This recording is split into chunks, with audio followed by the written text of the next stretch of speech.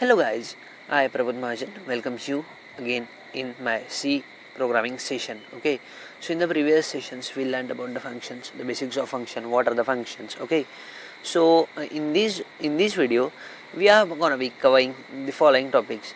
We will be seeing what is recursive function, recursions, and types of recursions. Okay, all are we are aware of these basics. Okay, so let's dive in very deeply.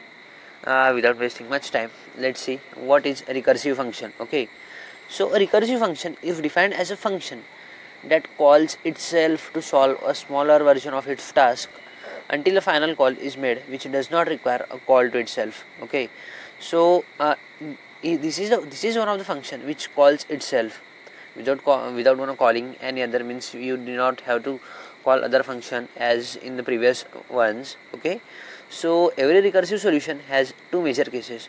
The first case is the base case. Okay, so it is one in which the problem is simple enough to be solved directly without making any further calls to the same function. Okay, means here in the base case you will not be gonna calling the same function again and again repeatedly one and one. Okay, so and the another case is the recursive case. Okay, so it is one in which the problem at hand is divided into simpler parts, means the problem is actually broken here, right?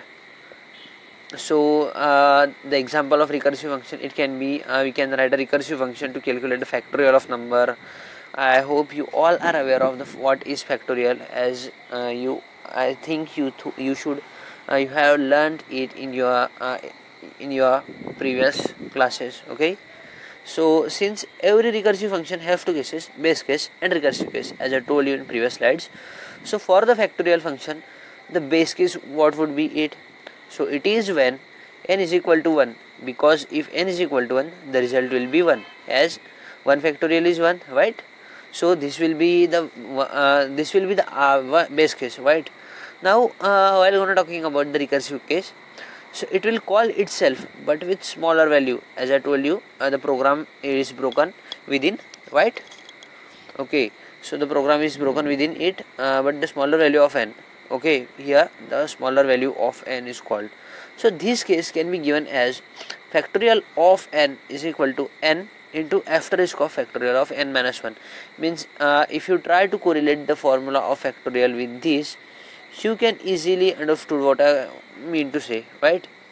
So this is the code which calculates the factorial of a number recursively, means repeatedly. Okay, so this is the starting point. As I told you, you all are aware. Okay, so we are so here int num and factorial are the two variables of integer data type. Okay, printf we printf means enter the number, you all know that. Now we have defined a function. Okay, so we declared here a function which gives factorial is equal to or factorial minus fact of num. Okay, so this is gonna be the function which is divided. Okay, so now printf is equal to factorial of percent is equal to percent, means factorial of, so the number which you will be entering here, this will be the this, and the another, means suppose if you want to find the result, means factorial, so this will be here, right? Okay, and here return 0, means here simply you are breaking the function again and again, right? Okay, so again we here we call a function int fact of integer data type, means variable whose name is a, and we have here if statement, means if n is equal to 1, means assignment operator here. Okay, not assignment, if n double equal to 1, don't get confused, right? So return 1. Okay, else what it will be written here. Why do you know why we took this? Cause the factorial of 1 is 1. Okay, so else return, means this is the factorial factorialistic formula, so you can get a result. Okay, yeah, so let's move ahead and see what the types of recursion.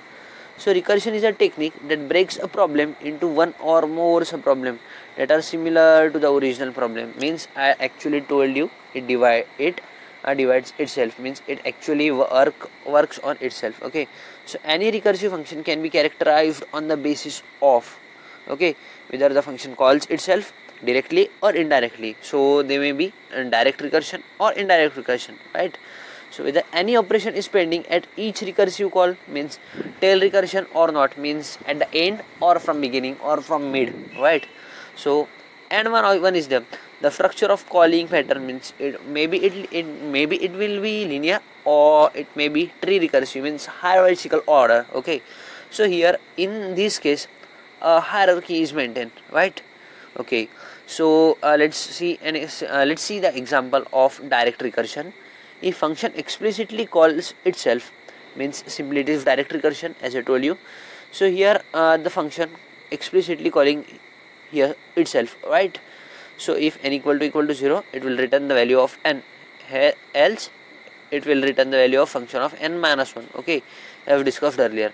So hence function, as you see here, it calls itself for all positive values of n. So it is said to be directly recursive function. Okay, so don't get confused between the directive recursive function and indirective recursive function. I just am allowing you to expand your knowledge. Okay, so if you are unable to get this, please don't hesitate to talk with me or any of your superior ones. Okay, so that you will get help. And if you don't remember it, please never mind, we will be seeing our next programs. Okay, so let's move ahead and see what is indirect recursion. So a function is said to be indirectly recursive if it contains a call to another function. Okay, means a function is there and it's calling another one function, right?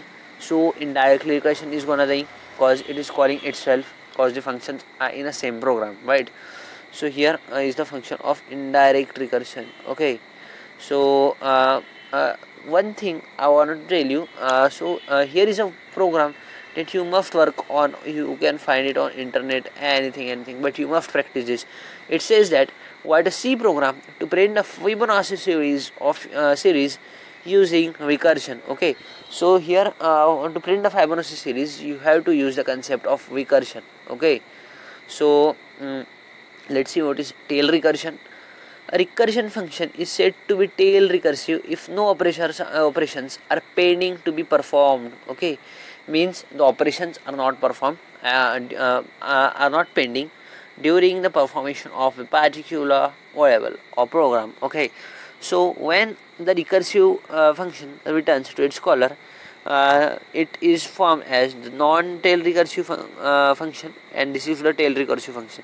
You can easily differentiate in between these two, right?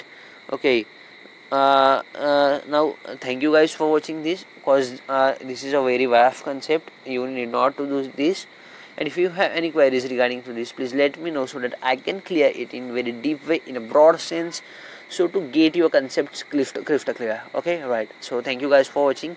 Hope you got it.